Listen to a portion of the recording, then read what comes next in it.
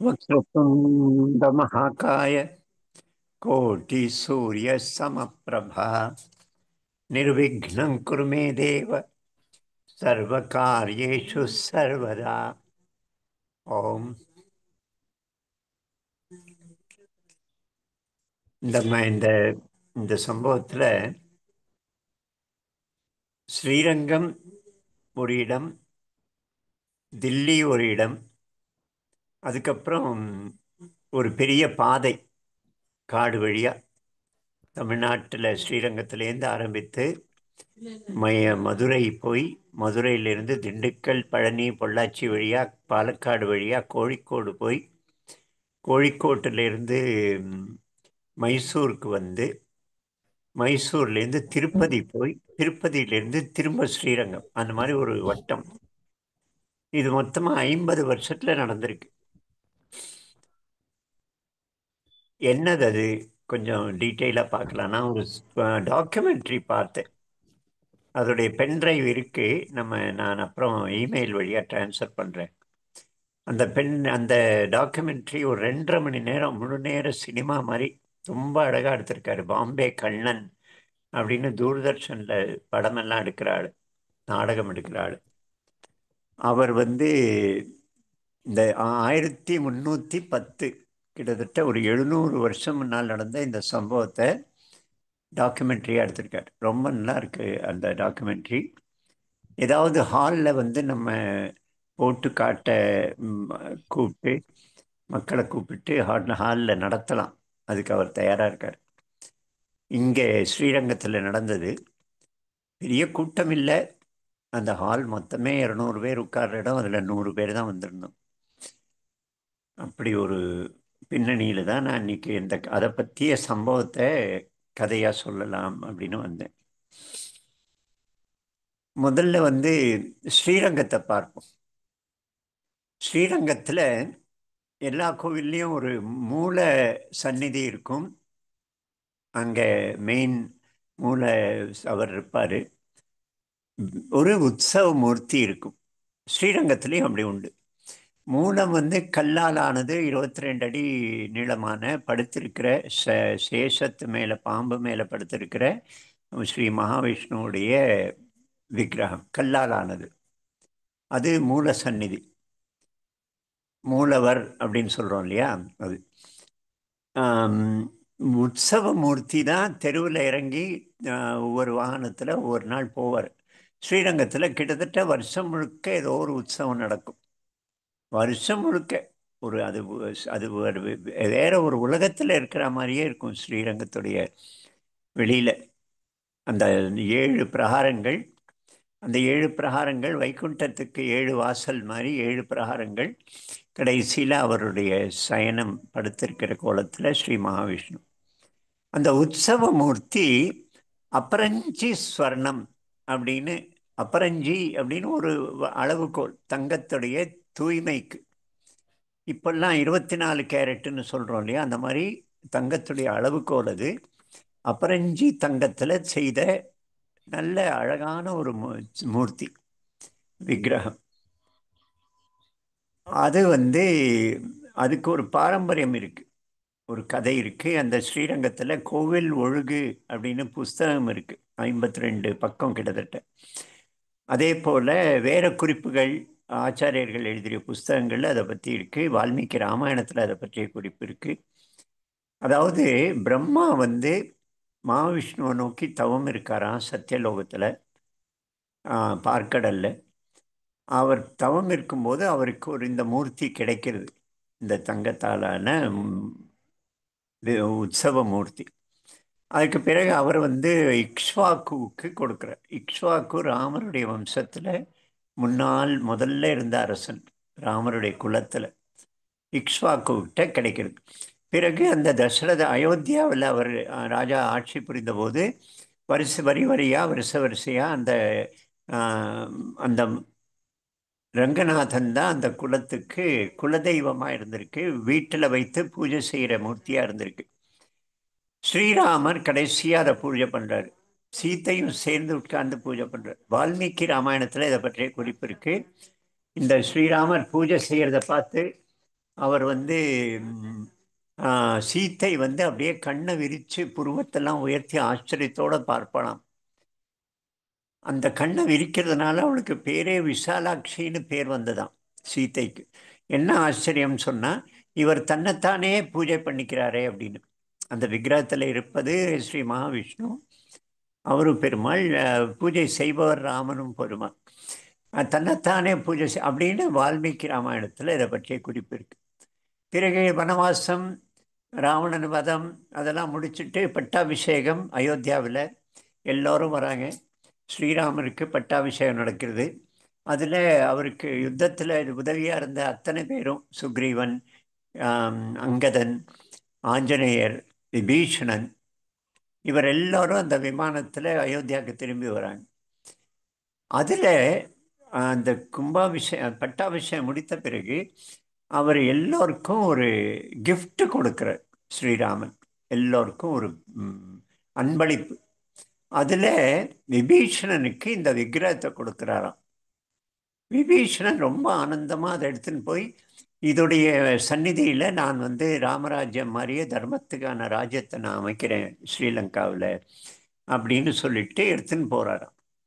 அங்கே வந்து இந்த காவேரியில் முக்கொம்பில் ரெண்டா பிரியுது காவேரி, காவேரியும் கொள்ளிடமும். பிறகு அங்கே போய் கல்லணையில் அந்த சைடு போய் ரெண்டும் திரும்ப சேருது, ரெண்டு நதியும். அப்போது ஒரு பக்கம் வடக்கு பக்கம் காவேரியும், தெற்கு பக்கம் கொள்ளிடமும், அப்படி ஒரு தீவு மாதிரி இந்த விஷயம், இந்த ஸ்ரீரங்கம் அமையிறது. எப்படி அக்ரஹாரத்தில் வந்து கிழக்கு பக்கம் பெருமாள் கோவிலும் மேற்கு பக்கம் ஈஸ்வரன் கோவிலும் இருக்குமோ, அப்படி இந்த தீவே ஒரு அக்ரஹாரம் போல, இந்த பக்கம் மகாவிஷ்ணுவுடைய கோவில், அந்த பக்கம் திருவானைக்கோவில் ஈஸ்வரனுடைய கோவில் ஜம்புநாதன். இப்படி ஒரு விசேஷமான அந்த காவேரி ஸ்தலம் ஸ்ரீரங்கம் அமையிறதுனால அந்த இடத்துல அவருக்கு பிடிச்சிருக்கணும் வந்து அந்த இடத்துல நான் இருந்துக்கிறேன் அப்படின்னு சொல்றார். அந்த ஸ்ரீரங்கத்தில் அவர் விபீஷணன் கீழே வச்சுட்டு குளிக்க போனவன் காவேரியில் திரும்ப வந்து முயற்சி பண்ணுறான். அந்த விக்கிரகத்தை எடுக்க முடியல பூமியிலேருந்து. ரொம்ப வருத்தப்படுறான். நான் லங்கைக்கு எடுத்துன்னு போகலான்னு நினச்சேன்னு. அவர் சொல்றார், கவலைப்படாத, நான் தெற்க நோக்கி லங்கையை நோக்கி பார்த்து படுத்திருப்பேன், உனக்கு நான் என்னுடைய அனுகிரகம் கிடைக்கும், நான் ஆனால் இங்கே இருக்க விரும்புகிறேன்னு சொன்னாராம். இதுதான் அங்கே அது அந்த கதை, அந்த கோவிலுடைய தீர்த்த கதை என்ன சொல்கிறோம், அந்த கோவிலுடைய கதை இருக்கும் இல்லையா, அந்த கதை. சரி, அப்போ அந்த விக்கிரகம் தங்கத்தால் ஆனது அதில் இருக்கு. இது ஸ்ரீரங்கத்தில் இருக்கிற விஷயம். அங்கே தில்லியில் அலாவுத்தீன் கில்ஜி அப்படிங்கிறவனுடைய ஆட்சி நடக்கிறது. வடக்க நிறைய பகுதியெல்லாம் அடிமைப்படுத்திட்டான். நிறைய சிற்றரசர்கள் எல்லாம் அவனுக்கு கப்பம் கட்ட ஆரம்பிச்சிட்டாங்க. அவனுடைய ஆட்சியை ஒத்துக்கிட்டான். சிலர்லாம் போராடி தோத்து போயிட்டான். அவன் மிகப்பெரிய ஒரு ராட்சச பலத்தோட அங்கே ஆட்சியில் இருந்தான். தெற்கில் இந்த மாதிரி கோவில்களும் பெரிய பெரிய செல்வங்களும் இருக்கிற விஷயம் அவனுக்கு செய்தி போகுது. அதே போல் அவன் வந்து பூதப்பிரஸ்துன்னு சொன்னால், இந்த சிலையை வழிபாடு செய்கிறவங்களெல்லாம் அவர்களை அவமதிக்கணும்னு சொன்னால் சிலைகளை உடைக்கணும், கோவில்களை உடைக்கணுங்கிறது அவங்களுடைய மதத்திலேயே அவனுக்கு சொல்கிற விஷயம். அதனால் கோவிலை உடைச்சி இடித்து அங்கே இருக்கிற செல்வத்தை அபகரித்து போகணும் அப்படின்னு சொல்லிட்டு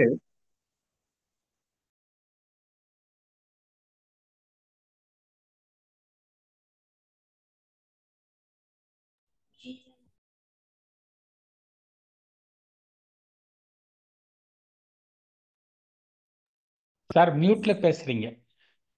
மியூட்ல இருக்கா? இல்லையே. இல்லை, இப்பதான் எடுத்திருக்கீங்க. அப்படியா? இவ்வளவு நேரம் மியூட்லயா இருந்தது? இல்லை, நடுவில் அந்த ஃபோன் வந்ததுனால அது மியூட் ஆயிடுச்சு ஆட்டோமேட்டிக்காக. ஓ ஓ, போன்ல சரி இருக்கீங்களா? சரி, முடிஞ்சது. அப்போ அவர் வந்து அந்த அலாவுத்தீன் கில்ஜியோடைய ஆட்சி நடக்கிறது. அவன் கோவில் எல்லாம் இடித்து அங்கே இருக்கிற செல்வத்தை அபகரித்து போகணும்னு சொல்லி ஒரு மாலிக் கஃபூர் அப்படிங்கிற ஒரு தளபதி கையில் ஒரு பெரிய படை, 1 லட்சம் 1.5 லட்சம் படை வீரர்களோட படையை அனுப்பி வச்சு தெற்கு நோக்கி அது போகுது. நடுவில் எந்த ரெசிஸ்டன்ஸும் இல்லை. காக்கத்தீய ராஜா அந்த கேரள பக்கம், அந்த கர்நாடக பக்கம் இருந்த ராஜாக்கள் அவர்கள்லாம் சரணடைஞ்சிட்டாங்க. அதனால எந்த தடையும் இல்லாமல் நேர தமிழ்நாட்டுக்கு வந்து சேர்றான் மாலிக் கஃபூர். சிதம்பரத்தை அழிக்கிறான். சிதம்பரம் கோயிலை இடிச்சு நொறுக்கிறான். ஸ்ரீரங்கத்தை கொள்ளையடிக்கிறான். கொள்ளையடிச்சுட்டு மதுரைக்கு போகிறான். மதுரை கோட்டை மாதிரி இருக்கு கோவில். அதனால கோவில் கோட்டையை சுற்றி 1 மாதம் போட்டு பார்க்குறான். மதுரை கோட்டையை பிளக்க முடியல. அவன் திரும்பி போயிடுறான் தில்லிக்கு. திரும்பி போன பிறகு அலவுதீன் கில்ஜி செத்து போகிறான். எப்பவும் அவங்களுடைய பாரம்பரியம் துலுக்க அரசர்கள் அப்பாவை கொன்று மகன் அரசனாவான். அந்த மாதிரி இவர் செத்த உடனே இவனுக்கு ஒரு ஆசை வருது, இவனுக்கு நம்ம மாலிக் கஃபூருக்கு. ஆனால் அவன் நேரடியாக ஆட்சியை போகாமல் அவனுடைய அலவுதீன் கில்ஜியோட 2 மகனையும் கொன்னுட்டு சின்ன குழந்தை சின்ன பையனை ஆட்சியில் அமைச்சு ஒரு பொம்மை மாதிரி இவனுடைய ஆட்சி நடக்கிறது. ஆனால் அவனுக்கு விசுவாசமாக, அலவுதீன் கில்ஜிக்கு விசுவாசமாக இருந்தவங்க இவனை ஒரு தடவை ராத்திரி இவன் படுத்து தூங்கிட்டு இருக்கும்போது இவனை கொன்னுடுறாங்க. கொன்னுட்டு அந்த மந்திரிகளில் ஒருத்தன், அவன் பேர் ஜியாவுத்தீன் ஜியாவுத்தீன் துக்ளக். ஜியாவுத்தீன் துக்ளக் அப்படின்னு பேர். அந்த ஜியாவுத்தீன் துக்ளக்கு ஆட்சிக்கு வரான். அப்போ இந்த காக்கத்தீயா கேரளா கர்நாடக பகுதிகளை ஆட்டுட்டு இருந்த அவரு கப்பங்கட்ட அதான் கில்ஜி தோத்துட்டான் செத்து போயிட்டான்னு உடனே கப்பங்கடை நிறுத்திடுறான். உடனே திரும்ப படை அனுப்புறான் அங்கிருந்து. இப்போ தன்னுடைய மகனுடைய தலைமையில். அந்த மகனுக்கு பேரு உலுக் கான். உலுக்னா ஆந்த, உலுக் கான் அப்படின்னு பேர். அவன் தலைமையில் மிகப்பெரிய படை அனுப்புகிறான். அது போய் அங்கே கண்ணனூர், காக்கத்தீய அரசத்துடைய கோட்டை, அரசு தலைநகரம், அந்த கண்ணனூரை பிடித்துடுறான். அந்த இதுக்கு பிறகு அந்த அரசானுங்க தன் கையில் கொண்டு வரான். அங்கிருந்து ஸ்ரீரங்கம் வரும் பழைய முயற்சி திரும்ப ஒரு தடவை அந்த செய்தி இங்கே வருது. ஸ்ரீரங்கத்தில் எப்பவும் போல உற்சாகம், பெரிய பெரிய உற்சவங்கள், ஆயிரக்கணக்கில் மக்கள். அன்னைக்கு சேர்த்தி சேவை அப்படின்னு ஒரு உற்சவம் நடக்கிறது. பன்குனி உத்திரம் அன்னைக்கு சேர்த்தி சேவை. அதாவது பெருமாளும் அம்மாவும் தாயாரும் அன்னைக்கு சேர்ந்து காட்சியளிப்பாங்க. அன்னைக்கு அந்த மாதிரி ஒரு உற்சவம் நடந்துட்டுருக்கு. ஆயிரக்கணக்கில் மக்கள் குழுமி இருக்காங்க. ஆனந்தமாக அது நடந்துட்டு இருக்கும்போது ஒரு செய்தி வருது. இந்த மாதிரி கண்ணனூர்லேருந்து ஸ்ரீரங்கத்தை நோக்கி வந்துட்டு இருக்கிறான் உலுக்கான் அப்படின்னு. உடனே எல்லோரும் கலவரம் அடைகிறாங்க. இந்த தலைவர்கள், அங்கே இருக்கிற ஜீயர்கள், ஆன்மீக தலைவர்கள், அவரெல்லாம் அவர் ஆச்சாரியர் அப்படின்னு சொல்லுவாங்க, ஆச்சாரியர்கள். அப்போது அந்த வைஷ்ணவ அந்த பகுதிக்கு ஆச்சாரியராக இருந்தவர் லோக்க பிள்ளை, பிள்ளை லோக்க ஆச்சாரியர் அப்படின்னு. எனக்கு கொஞ்சம் பேர்கள் எல்லாம் ஞாபகம் இல்லை. பிள்ளை லோக்க ஆச்சாரியர்னு அவர் பேர். அவருடைய 119 வயசு அவருக்கு.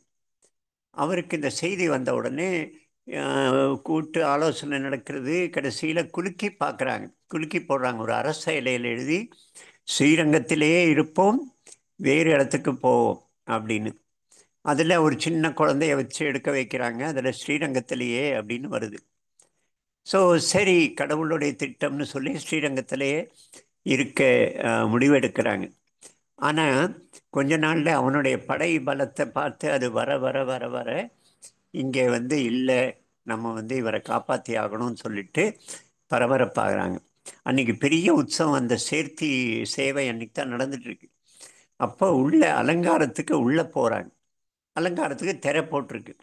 52 பேர் இந்த பிள்ளை லோக்க ஆச்சாரியர் அவரை சேர்த்து 52 பேர். நான் பேர் கரெக்டாக சொல்கிறேன்.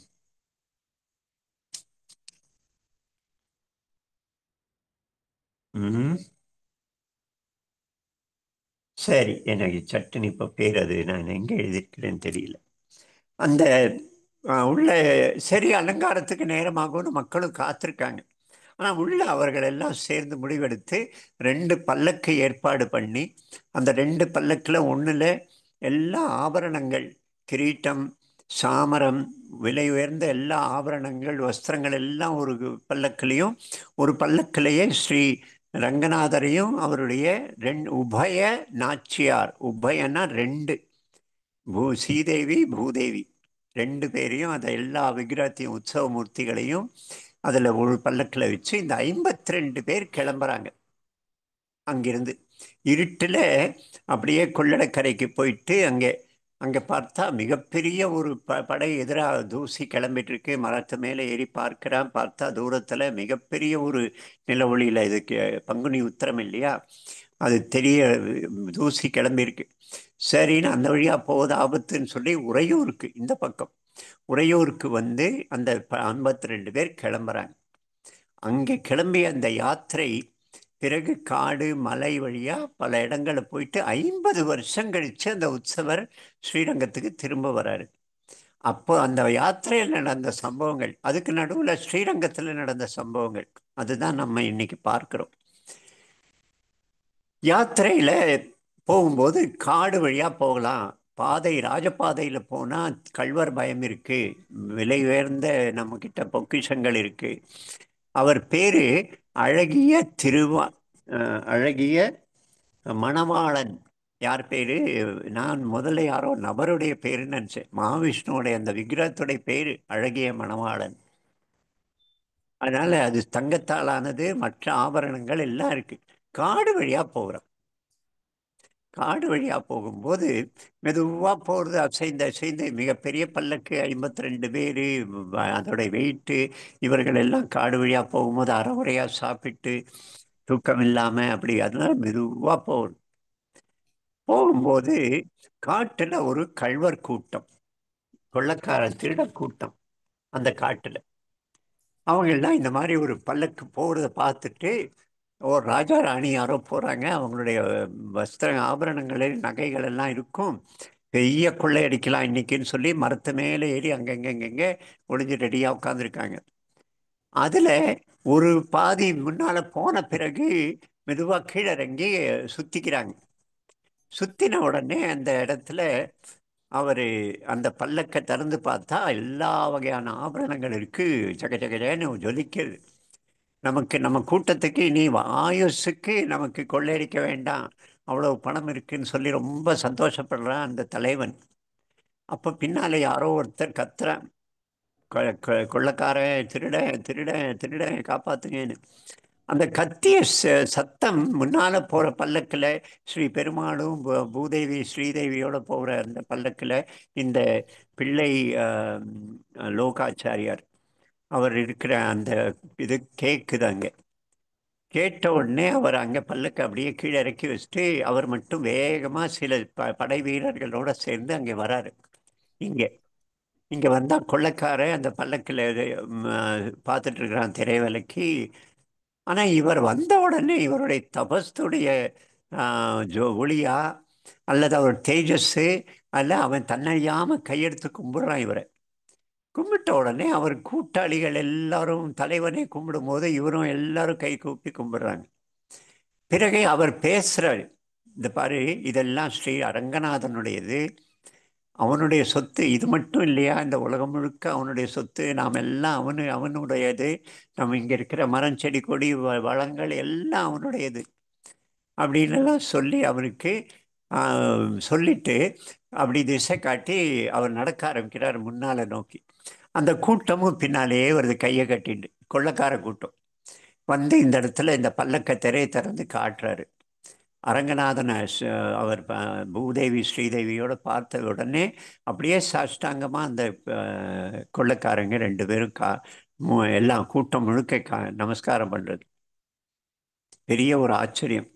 அதுக்கு பிறகு அந்த காட்டில் இருக்கிற வரைக்கும் நாங்கள் உங்களுக்கு பாதுகாப்பு கொடுக்குறோன்னு சொல்லி கூடவே கடைசி காட்டு எல்லை வரைக்கும் வந்து இவர் இங்கே இருங்களேன், நாங்கள் பாதுகாப்பு கொடுக்குறோம், இங்கே இருக்கலாமே அப்படிங்கிறார். இல்லை இல்லை, இந்த இவரை நான் எங்களால் உனக்கும் தொந்தரவு வேண்டாம், இது பெரிய ஆபத்து இருக்கு, நாங்கள் கிளம்புறோம்னு சொன்னோம். உடனே அடுத்த சில நாட்களுக்கு தேவையான உணவை அவன் அந்த கொள்ளைக்காரன் கொடுக்குறான்.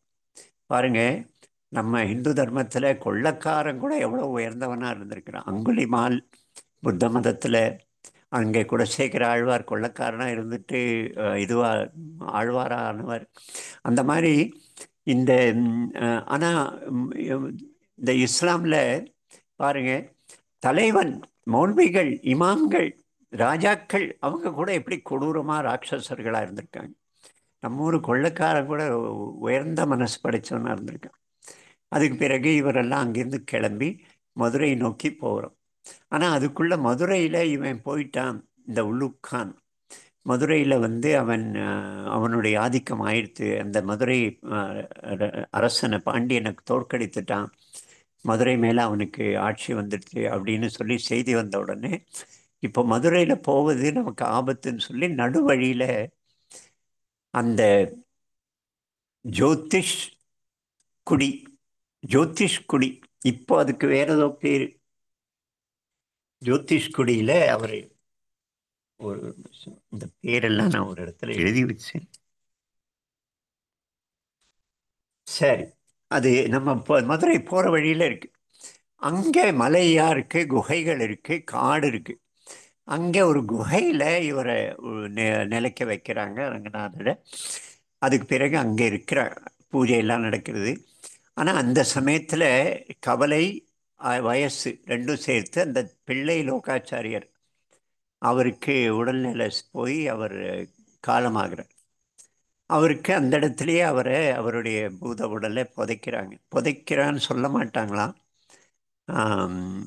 இதில் வைஷ்ணவத்தில் வேற ஏதோ பேர் அதுக்கு. அங்கே பொறிச்சு அவர் மேலே இந்த ஜோதிஷ் இந்த மரத்தை நட்டு வைக்கிறாங்க. இப்போவும் அவருக்கு அங்கே தான் இருக்கான். சமீபத்தில் புயலில் அந்த இடமெல்லாம் சிதிலம் அடைஞ்சு போச்சு, வெள்ள புயலில். அங்கே பல நாள் அவர் இருக்கார். இப்போ இனிமே நம்ம மதுரைக்கு போவது எப்படி அப்படின்னு சொல்லும்போது, மதுரையில் திரு அழகர் மலை, அந்த அழகர் மலைக்கு எடுத்துன்னு போகிறான். அந்த வழியாக நம்ம இப்போது மலபாருக்கு போயிடலாம் அப்படின்னு முடிவெடுக்கிறாங்க. ஆனால் அழகர் மலையிலெல்லாம் இந்த துடுக்க படையுடைய வீரர்கள், காவலாளிகள், பாதுகாப்பை செய்கிறவங்க, அங்கெல்லாம் செக்யூரிட்டி சுற்றிட்டு இருக்கிறான். அவங்க கண்ணில் பட்டவுடனே இவங்கெல்லாம் சேர்ந்து அந்த சிலையெல்லாம் இலைக்கும் புதற்கும் நடுவில் மறைச்சி வச்சு அவர்கள்லாம் தனித்தனியாக பிரிஞ்சு போய் வெவ்வேறு இடத்துல மறைஞ்சிருந்து அப்படி அங்கே கொஞ்ச நாள் எடுத்துகிட்டு, நீ ரொம்ப ஆபத்து, இங்கேருந்து கிளம்பணும்னு சொல்லி மலபார் நோக்கி, மல்லப்புரம் அந்த சைடு கேரளாவை நோக்கி, திண்டுக்கல், பழனி, பொள்ளாச்சி, பாலக்காடு, கோழிக்கோடில் பார்த்தசாரதி கோவில், அங்கெல்லாம் நிறைய இந்து அரசர்கள் அவர்களுடைய சமஸ்தானங்கள் இருந்தது. பெரிய கோவில் அது. அந்த கோவிலில் இவருடைய சிலையை பிரதிஷ்டை பண்ணி அங்கே இருக்கிறார் இவங்கெல்லாம். இதுக்கு நடுவில் ஸ்ரீரங்கத்தில் என்ன நடக்கிறது பாருங்க. அன்னைக்கு இந்த சிலையெல்லாம் எடுத்து இவர் போன பிறகு, 2 பல்லக்கும் கிளம்பி போன பிறகு சில மணி நேரங்கள் கழித்து அவனுடைய படை வருது. அங்கே இருக்கிற பஞ்சு கோடி அவர் பாருங்க, எனக்கு இந்த பேரெல்லாம், எனக்கு வரலாறு தெரியாது, இதுதான் முதல் தடவை கேள்விப்படுறேன். அவர் வடக்கு வாசல் வழியாக தான் உள்ளே வருவான் அப்படின்னு சொல்லி அவர் எதிர்பார்க்கிறார். அதனால வடக்கு ஜோதிஷ்குடி, இப்போ அதுக்கு பேர் கொடிக்குளமா, கொடிக்குளம். லோக ஆச்சாரியர், பிள்ளை லோக ஆச்சாரியர். சரி, பஞ்சு கொண்டான், கரெக்ட். பஞ்சு கொண்டான் வடக்கு வாசல் வழியாக வருவான்னு சொல்லி வீரர்கள் எல்லாம் ரெடி பண்ணி வாழெல்லாம் எடுத்து ரெடியாக இருக்கிறான். பெரிய கோட்டை மாதிரி வடக்கு வாசலை அடைக்கிறாங்க. அவன் வரான். பல முயற்சி செய்து அவனால் வாசலை திறக்க முடியல. பிறகு அவங்கள்ட்ட வெடிகுண்டு இருந்தது. அப்போது வெடிகுண்டை வீசி கோட்டையை பிளந்துட்டு உள்ளே வரான். இவர்களும் வீரமாக சண்டை போடுற நம்ம ஸ்ரீரங்க வீரர்கள் ஜெயிக்கிற லெவலுக்கு போகும்போது இந்த பக்கம் கிழக்கு வாசல்லேருந்து ஒரு டுக்குடி படையுடைய ஒரு டுக்குடி உள்ளே வந்துடுறது பின்பக்கத்துலேருந்து. அதில் இவர்கள் எல்லாம் அடித்து கொல்லப்படுறாங்க. பிறகு அந்த பக்தர்கள், அங்கே இருக்கிற அர்ச்சகர்கள், பட்டர்கள், அங்கே இருக்கிற தீப்பந்தம் தூக்குறவங்க, பல்லக்கு தூக்குற எல்லார்ட்டையும் சமையல் செய்கிறவங்க எல்லாரும் இருக்கிற ஆயிரக்கணக்கில் குமிழிருக்காங்க. எங்கே வச்சிருக்கு செல்வம் எல்லாம் எங்கே இருக்குன்னு. ஏன்னா உள்ளே போனால் வெறும் சுவர் இருக்கு. அங்கே ஸ்ரீரங்க ஒரிஜினல் மூலவர் கூட இல்லை.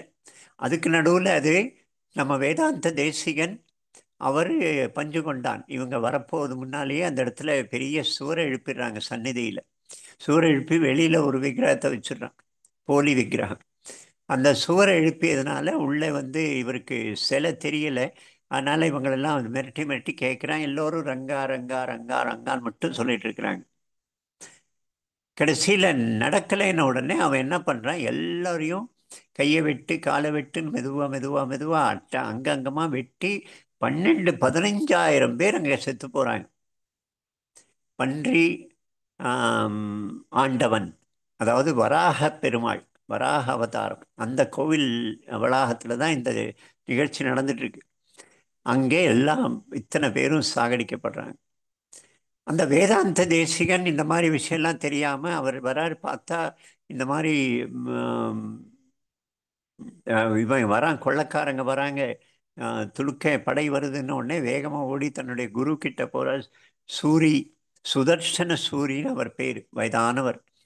அவர்கிட்ட போய் நீங்கள் வாங்க நம்ம போயிடலாம் இங்கே இருந்துன்னு.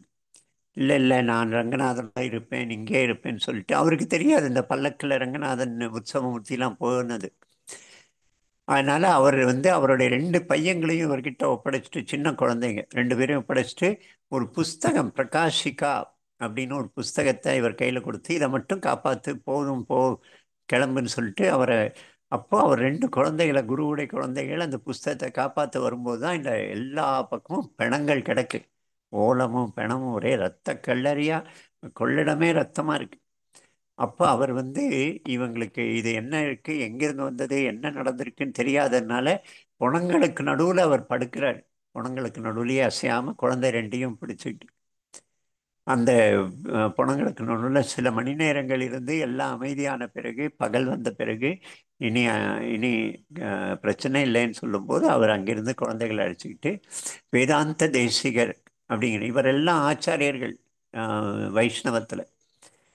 இது ஒரு விஷயம் நடக்கிறது.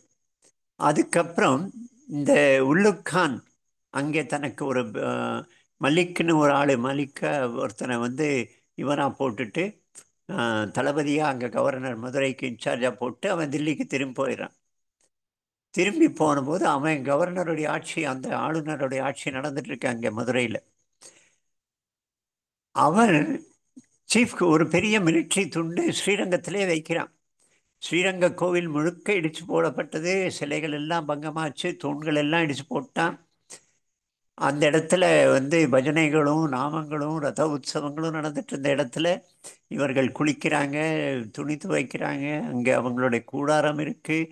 அவன் அந்த ஹுக்கா பிடிக்கிறான், புகை பிடிக்கிறான், மாமிசம் சமைக்கிறான். அந்த கோவிலில் எல்லோருக்கும் ரொம்ப கஷ்டம், மனசு கஷ்டம். நிறைய பேர் இங்கேருந்து போயிடுறாங்க ஸ்ரீரங்கத்தை விட்டு. சில பேர் காலம் மாறும், நாம் இங்கே இருப்போம்னு சொல்லி அங்கே இருக்கிறாங்க. அந்த சமயத்தில் தான் ஒரு பெண், வெள்ளாயி அப்படின்னு ஒரு பெண், வெள்ளத்தாய், வெள்ளாயி. அந்த வெள்ளாயிங்கிற பெண் தேவதாசி. நம்ம இப்போ தேவனடியாள் தேவடியாள்னு சொல்கிறோம் இல்லையா, அந்த மாதிரி பொது பெண். அந்த பெண் இது ஸ்ரீரங்கனுக்கு ரங்கனுக்கு ஏற்பட்டதில் ரொம்ப மனசு விரும்பி ஒரு திட்டம் போடுறார். அந்த படைத்தளபதி, அந்த இடத்துல இருந்த படையுடைய இன்சார்ஜ், சீஃப் கமாண்டர், அவனை தன்னுடைய அழகினால மயக்கி அவனை தன் வசப்படுத்தி, நான் உனக்கு நகைகளும் அந்த விக்கிரகங்களும் எங்கே இருக்குன்னு, செல்வத்தெல்லாம் இருக்கிற இடம் நான் சொல்கிறேன்னு சொல்லி அவனும் இந்த பெண்ணாசையில் மயங்கி பின்னாலேயே வரான். இங்கே அந்த இப்போ வெள்ளை கோபுரம்னு இருக்கிற அந்த இடத்துக்கு தான் அழைச்சின்னு வரான். அழைச்சிட்டு வந்துட்டு அவன் வா அங்கே மேலே பதுக்கி வச்சிருக்குன்னு சொல்லி கோபுரத்து மேலே உச்சிக்கு அழைச்சின்னு போகிறான் அந்த கமாண்டர். அவனும் வரான், மகுடியில் மயங்கிய பாம்பு மாதிரி பின்னாலேயே வரான். மொட்டை உச்சிக்கு போன பிறகு அவனை உள்ளே போய் பாரு, செல்வம் எல்லாம் இருக்குன்னு சொன்ன உடனே அந்த சமயத்தில் அவன் அங்கிருந்து அவனை தள்ளி விட்டு, மேலே இருந்து தள்ளி விழுந்து ஐயா அல்லான்னு சொல்லிட்டு அவன் கீழே விழுறான். மற்ற படை வீரர்கள்லாம் வருவதற்குள்ள இந்த வெள்ளாயி மேலிருந்து குதித்து தற்கொலையும் பண்ணிக்கிறான். நம்ம ஊரு இந்து தர்மத்தில் இருக்கிற தேவதாசி, இன்னைக்கு வந்து தேவதாசிய கொச்சையா வேசிகள், ப்ராஸ்டிடியூட்னு சொல்றாங்க. அது இல்லை, அவங்க கலைக்காக வாழ்ந்தவர்கள், ஆனால் பொது பெண்கள். அப்போ அந்த தேவதாசி கூட எவ்வளவு உயர்ந்த ஒரு தியாகத்துக்கு தயாரா இருந்திருக்கிறா பாருங்க. நம்ம எல்லாம் இவங்கெல்லாம் தூசு, கால் தூசுக்கு வரமாட்டாங்க. இந்த இஸ்லாம் மதம் எல்லாம் நம்முடைய இந்து தர்மத்துக்கு, இந்து தர்மத்தில் இருக்கிற சாதாரண படிக்காத சாதாரண மக்கள் கூட எவ்வளவு உயர்ந்த மனசோட இருந்திருக்கிறாங்க. அதுக்கு இந்த வெள்ளாயி ஒரு உதாரணம். அதுக்காக இப்போ அவள் பெயர்ல அந்த கோபுரமே வெள்ளை கோபுரம்னு பேரு. அதுக்கு எப்பவும் வெள்ளை நிறம் தான் இருக்கும், அதுல வேற நிறம் பூச மாட்டாங்க. இப்படி செய்து அவர்களை டிமாரலைஸ் பண்ணி கடைசியில் அவன் போகிறான். அவன் அங்கே சில டுக்கடியை மட்டும் விட்டுட்டு அவங்கெல்லாம் விலகிடுறாங்க. இங்கே இவர் இங்கிருந்து கிளம்பி அங்கே கோழிக்காடு போற வழியில கோழிக்கோடு, ம், ஆ கோழிக்கோடு போய் சேர்றாங்க. அங்கே இருக்கும்போது காக்கத்தியா அரசு மேல திரும்ப ஹொய்சாலா அரசு மேல திரும்ப வந்து அவனுடைய படை தாக்குதல் நடக்கிறது. படை தாக்குதல் நடந்து அவரை தோற்று போய் அந்த கண்ணனூர் பிடிபடுறது. ஆனா பாண்டிய சுந்தர பாண்டியன்னு ஒரு பாண்டிய வீரன் ராஜா, அவர் அதற்கு பழிவாங்க தன்னுடைய படையோடு அங்க போகிறான் கண்ணனூருக்கு. கண்ணனூருக்கு போய் அந்த முஸ்லீம் இவங்களோட படையோட சண்டை போட்டு முஸ்லீம் படைகளை தோற்கடித்து அதை திரும்ப மீட்டெடுக்கிறான். தோற்று போன முஸ்லீம் அவன் என்ன செய்யறான், சமரசம் பேசலான்னு சொல்றான். நம்ம அரசர்கள் பலர் இந்த தவறுகளை செஞ்சிருக்கிறோம். பிருத்விராஜ் சவான் இதே செய்தான். 16 முறை தோற்கடித்தான் அவனை, கோரி முகமது. ஒவ்வொரு தடவையும் அவன் வந்து மன்னிப்பு கேட்குறான், சரணடைகிறேன், என்னை வந்து மன்னிச்சிருன்னு. இவன் நான் சத்திரியன், போ, விட்டோம், சென்று வா அப்படின்னு அவன் திரும்ப படையெடுத்துன்னு வருவான், புதிய படையை. அப்படி செய்து 16வது முறை தோற்று போகிறான் பிருத்விராஜ் சவான். 17வது முறை தோற்று போன பிறகு அவன் என்ன செய்கிறான், இவனுடைய கண்ணை நோண்டுங்கிறான். 2 கண்ணையும் நோண்டி தலையை சீவரத்துக்கு கட்டளை கொடுக்குறான். பிருத்விராஜ் சவான் வேற விஷயம் பண்ணாரு. அங்கே அவருடைய மந்திரி ஒருத்தர் வந்து இவருக்கு காதால கேட்டு அம்பு விடக்கூடிய திறமை இருக்குன்னு சொல்லி, உங்க மக்கள் மத்தியில் இவருடைய திறமையை காட்டு, நீ இத்தனை தடவை தோத்து வந்த அரசனை நீ எப்படி பொம்மை மாதிரி கொண்டு வந்திருக்கிறேன்னு அவங்களுக்கு காட்டு, உன்னுடைய புகழ் ஓங்குன்னு இவருடைய மந்திரி ஒருத்தர் அவனை ஆசை காட்டி அங்கே கஜினிக்கு அழைச்சின்னு போய், ஆப்கானிஸ்தானில் கஜினிக்கு அழைச்சின்னு போய் அங்கே பெரிய மைதானத்தில் ஒரு பெரிய மணியை கட்டி அந்த மணியை டங்குன்னு அடிக்கும்போது இவர் வந்து அம்பை விடணும். இவருடைய அம்பராலேருந்து ஒரு அம்பு மணி அந்த நாக்கில் போய் அடிக்குது சரியா.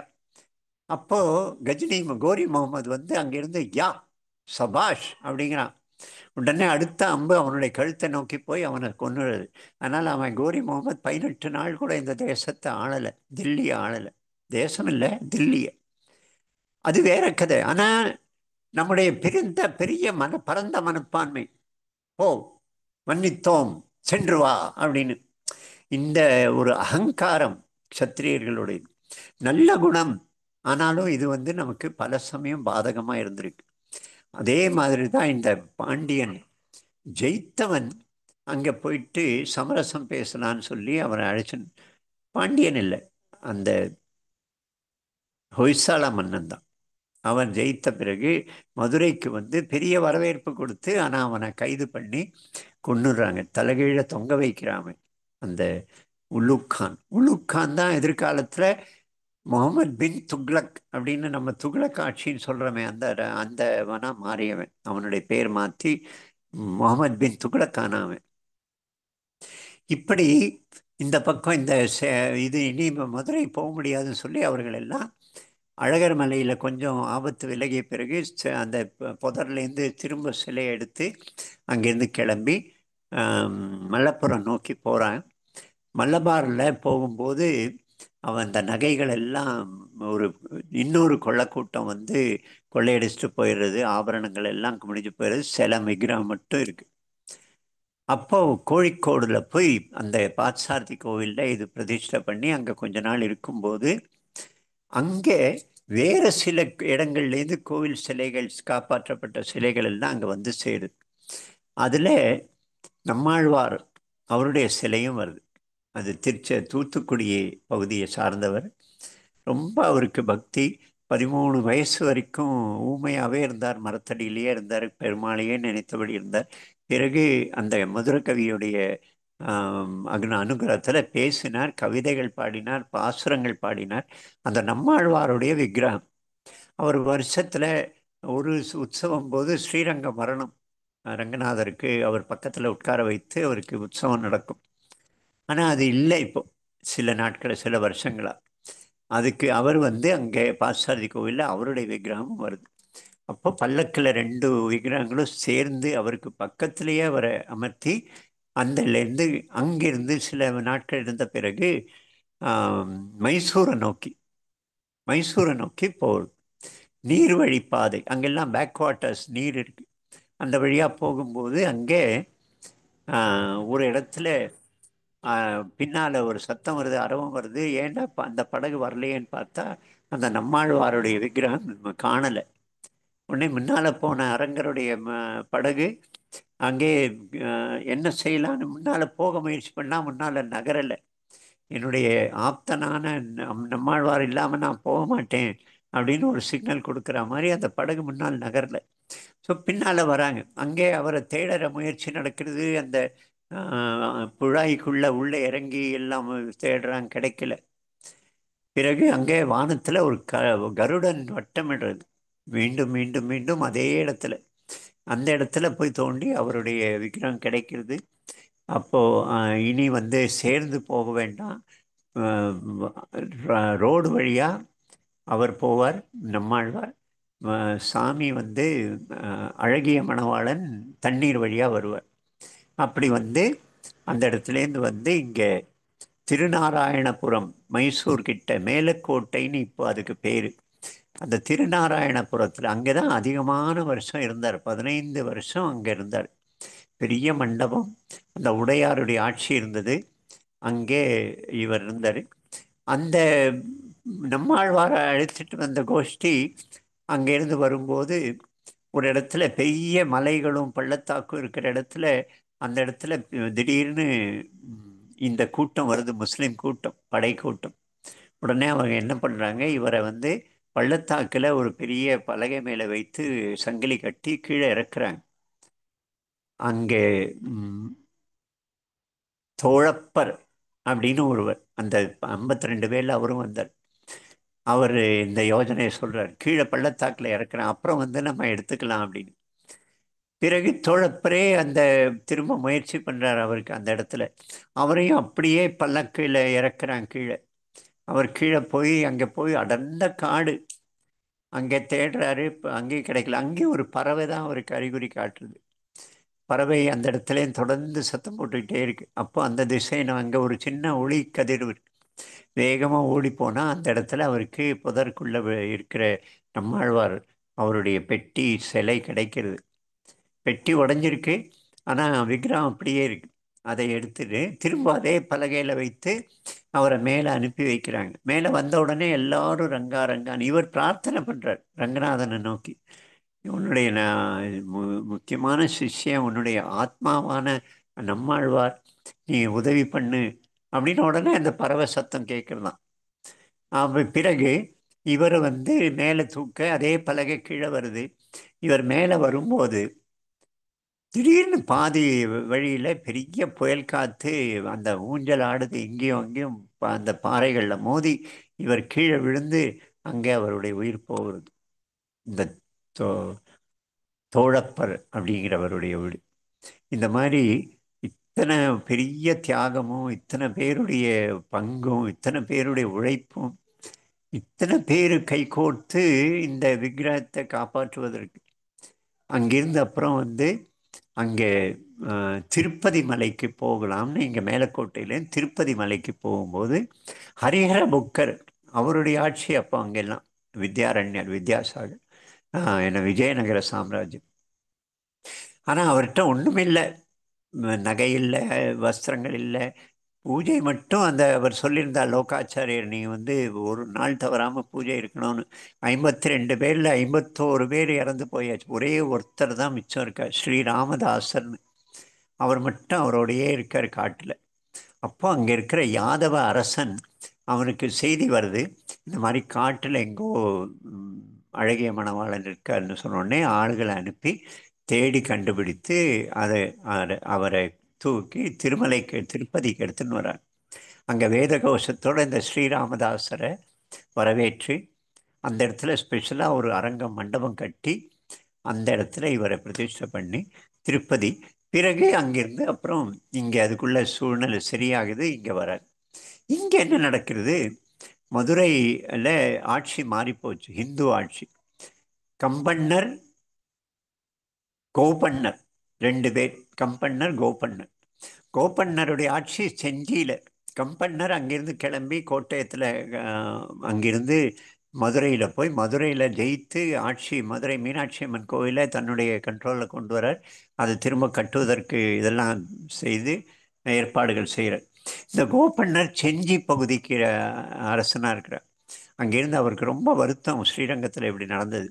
அவர் அங்கேருந்து வந்து இந்த மிச்சம் இருக்கிற முஸ்லீம் படையெல்லாம் தோற்கடித்து விரட்டி அடிச்சுட்டு அந்த கோவிலை திரும்ப கட்டுவதற்கு பெரிய ஏற்பாடு செய்து அந்த கோவில் பழையபடி திரும்ப பொலிக்க செய்து, அதற்கு பிறகு திருப்பதியிலிருந்து இந்த விக்கிரகம் அழகிய அழகிய மணவாளன் அங்கே வந்து திரும்ப பழைய இடத்துக்கு வர. அங்கே சின்ன ஒரு குழப்பமா இருக்கு. நடுவில் எல்லாம் அமைதியான பிறகு இவர்களுக்கெல்லாம் அந்த உற்சவங்கள் இல்லாமல் ஸ்ரீரங்கம் இப்படி ஒரு பாழடைஞ்சு கிடக்கு, இவ்வளோ மோசமான நிலையில் இருக்குன்னு சொல்லும்போது மக்களுக்கு மனசு வெதும்பி அதே போல் ஒரு கார்பன் காப்பி இன்னொரு விக்கிரகத்தை பண்ணிக்கிறாங்க. அதே அளவு, அதே உயரம், அதே எடை, அதே பொலிவு, அப்படி ஒரு விக்கிரகம் பண்ணிக்கிறாங்க. பண்ணிட்டு அதை வைத்து இந்த உற்சவங்கள்லாம் ரகசியமாக நடக்க ஆரம்பிச்சிருக்கு. உற்சவங்கள், அவருக்கு அபிஷேகங்கள் எல்லாம். இப்போ திருப்பதியிலேருந்து ஒரிஜினல் வந்தாச்சு. வந்த பிறகு இப்போ எது ரெண்டும் இருக்கு அங்கே. எது நமக்கு இங்கிருந்து போனது, எங்கிருந்து எது வந்தது அப்படின்னு அதுக்கு காட்சி சொல்கிற யாரும் இல்லை. ஸ்ரீராமதாசரும் அங்கே இல்லை. அப்போது ஒரு வண்ணான் தான் அதை சொல்கிறாராம். வண்ணான் வந்து அந்த அவருடைய வஸ்திரங்கள் எல்லாம் துவைக்கிற பழக்கம் வச்சுருந்தாராம் முன்னால். அந்த வண்ணான் 80-85 வயசு, கண்ணு குருடாயிடுது. அவர் சொல்கிறார், நான் சொல்கிறேன்னா எங்களுக்கே தெரியல, கண்ணால் அவ்வளவு தத்ரூபமாக ரெண்டும் ஒரே மாதிரி இருக்குது, நீ குருடு, நீ எப்படி செய்வேன்னு. இல்லை, எனக்கு வாய்ப்பு கொடுங்கன்னு. அவருக்கு என்ன பண்ணுறா, உடனே அந்த 2 பேர் மேலேயும் இருக்கிற வஸ்திரத்தை அதை தண்ணீரில் நினைத்து அந்த தண்ணீரை எடுத்து இவன் குடிக்கிறாராம் இந்த வண்ணான். தண்ணீரை பருகிய பிறகு இல்லை, இது இல்லை, இது இல்லை அப்படிங்கிறார் முதல்ல விக்கிறாத்து. பிறகு 2வது பிறகு தண்ணீரை குடித்த உடனே நம் பெருமாள், நம் பெருமாள் இதுதான், நம் பெருமாள் இவர் தான் அப்படின்னு கத்துறாரு. அன்னைக்கு தான் அழகிய மணவாளன்கிற பேர் வந்து நம் பெருமாள்னு மாறித்தான். அப்பிறகு இன்னைக்கு உற்சவம் மாதிரி ஸ்ரீரங்கத்தில் எப்பவும் கோலாகலம். எத்தனையோ பேர் ஸ்ரீரங்கத்திலே வாழணும்னு சொல்லி வர்றவங்க வயசான காலம் இங்கே இருக்கணும்னு சுற்றி இருக்கிற வீடுகளில் நிறைய பேர். மற்ற தொழில்கள் இல்லை, வெறும் ரங்கா ரங்கா 3 வேளையும் எல்லா வேளையும் போய் கோவில் தரிசனம் பண்ணிட்டு அவரை பார்த்து எப்போ பார்த்தாலும் வாயில் ரங்கா ரங்கா ரங்கா ரங்கா. அப்படி ரங்கனை மையமாக வைத்தே ஒரு நகரம் ஸ்ரீரங்கம். அற்புதமான ஒரு வரலாறு. இன்னும் டீட்டெயிலாக இருக்குது. எனக்கு அது பின்னணி முதல்ல தெரியாது. இதை நான் நேற்று டாக்குமெண்ட்ரி பார்த்தது, அதில் ஞாபகம் இருக்கிறத வைத்து நான் சொன்னேன். நமக்கு எல்லோருக்குமே அதோடைய லிங்க்கு கொடுக்குறேன் என்கிட்ட, அது நான் டவுன்லோட் பண்ணி. அவசியம் நம்ம இதை செய்யணும். முடிந்தால் அவருக்கு பணம் அனுப்பி வைக்கணும் இந்த கண்ணனுக்கு. அவர் வந்து அது அடுத்தது இதே போல் ராமானுஜருடைய பிரயாணம் ஸ்ரீபெரும்புதூர்லேருந்து அவருடைய குருவை நோக்கி, அதுக்கு பிறகு அவர் போன மற்ற இடங்கள், அதை பற்றியும் ஒரு டாக்குமெண்ட்ரி எப்படி எடுக்கிற ஏற்பாடில் இருக்காராம். அதனால் அதுக்கு ஆம், பணம் நிச்சயம் நாம் வந்து இது நம்ம இலவசமாக கிடைக்கிறதுன்னு எடுத்துக்காம, நானும் அது 1500 கொடுத்து ஒரு சின்ன பென்ட்ரைவ் 1500 கொடுத்து வாங்கினேன். அவருடைய முயற்சிக்கு இது பெரிய முயற்சி என்னை பொறுத்தவரை. நான் யோசனை பண்ணுவேன், சிவாஜி, சத்ரபதி சிவாஜி, சாவர்கர், இந்த மாதிரி இதெல்லாம் வந்து பிரம்மாண்டமாக 70 mm சினிமா ஸ்கோப்பில் திரையில் சினிமா. அப்போ ஒரு படம் பார்த்தோம் நாங்கள்லாம். ஆம், ஒரு முஸ்லீம் கொள்ளக்காரனை பற்றி, அரப் தேசத்து பாலைவனத்து கொள்ளக்காரை பற்றி, என்னமோ பேர். அது அப்போதான் 70 mm ஸ்க்ரீனில் பார்த்தோம். பிரம்மாண்டமாக பெரிய, அப்படியே பின்பக்கத்துலேருந்து சத்தம் வரும். அதெல்லாம் பார்த்துட்டு நம்ம சிவாஜிக்கு இப்படி எடுக்கணும், நம்முடைய சாவர்கருக்கு இப்படி படம் எடுக்கணும், மகாபாரதத்தை இப்படி எடுக்கணும்னு ஆசை வரும். அந்த மாதிரி இது ரொம்ப அற்புதமான ஒரு வரலாறு. அதில் அவங்க எவ்வளோ கொடுமை செய்தான், எவ்வளோ கொடுங்கோரன், எவ்வளோ ராட்சசனா இருந்தான், அதுவும் நமக்கு முன்னால் கண்ணில் வருது. அதே போல் நம்ம முன்னோர்கள் ஒரு சின்ன விக்கிரகத்தை காப்பாற்ற எவ்வளவு தியாகம் பண்ணாங்க அப்படிங்கிறது. ஒமர் முக்தாரா? ஆமாம், கரெக்டு, ஒமர் முக்தார். ஆமாம், அது நான் ஸ்கூல் காலேஜ் படிக்கும்போது பார்த்தேன் அந்த படம். எனக்கு படம் பிடிக்கல, ஆனால் வந்து பிரம்மாண்டம். அப்போ நான் கற்பனை பண்ணி பார்த்தேன், நம்முடைய ராமாயணம், மகாபாரதம், எத்தனை விஷயங்கள் இருக்குது, எவ்வளோ அழகா. ஆனால் ஃபண்ட்ஸ் இல்லைன்னு சொல்லுவாங்க. பணம் எல்லாம் முஸ்லீம் மும்பை பாலிவுட் முழுக்க துலுக்க கள்ளக்கடத்தல்காரங்கிட்ட இருந்தது.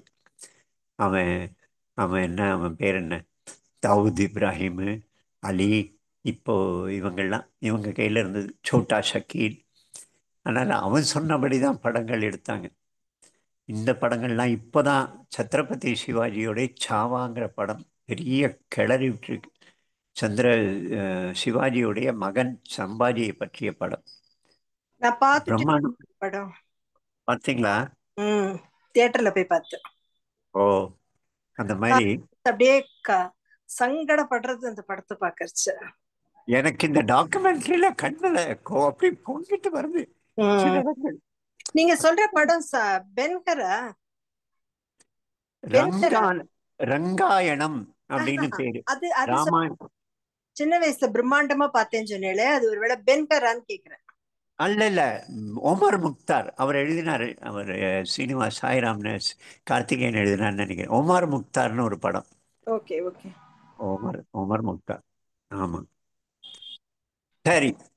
அப்படி திருப்பதி ஸ்ரீரங்கத்தை பற்றிய ரொம்ப அழகான ஒரு, ஸ்ரீரங்கத்துக்கு போகும்போதெல்லாம் நினைப்பேன், இந்த வைஷ்ணவர்கள் எவ்வளோ டெடிக்கேஷன். அந்த பல்லக்கை தூக்கி தூக்கி தூக்கி அவருடைய தோளெல்லாம் இவ்வளோ பெரிய பள்ளம் விழுந்திருக்கும். ஆனால் ரங்கா ரங்கா ரங்கா ரங்கான்னு எப்படி ஒரு டெடிக்கேஷன். நேற்று இந்த நிகழ்ச்சியை பார்த்த பிறகு இன்னும் அதிகமான அந்த டெடிக்கேஷன். அதுதான் இப்படிப்பட்ட ஒரு விஷயத்தை செய்ய முடிஞ்சது. அயோத்தியாலையும் நடந்தது, கரெக்டு தான். அயோத்தியாவில் நடந்தது, காசிலையும் இந்தோர் பெண்மணி போய், அஹில்யாபாய் ஹோல்கர் போய் காசியில் சிவலிங்கத்தை மீட்டாள், இருந்தது. ஆனால் அதெல்லாம் வேற, நேரடி போர் தான். இங்கே ஒரு விக்கிரகத்தை காப்பாற்ற ஒரு தவம் மாதிரி ஒரு அது திரும்ப சந்நிதிக்கு போகும்போது யாருமே உயிரோடு இல்லை. அந்த கூட போனவங்க யாருமே சாதாரண சாமரம் வீசுறவங்க, சமையல் செய்கிறவங்க, அவங்கெல்லாம் கூட போனாங்க. 52 பேர்ல. ஆச்சரியமான ஒரு வரலாறு. சரி, முடிப்போமா? ஓம். சொல்லுமா நீங்க. ஓம் யோகேஷம் யோகேஷம் சச்சிதானந்தோ வாசுதேவோ व्रजप्रियं धर्म संस्थापकं वीरं कृष्णं वन्दे जगद्गुरुं श्रीकृष्णं वन्दे जगद्गुरुं. जय श्री कृष्ण. सर्वं कृष्णार्पणमस्तु. ஜெய் ஸ்ரீ கிருஷ்ண. எல்லோருக்கும் நமஸ்காரம். कृष्ण.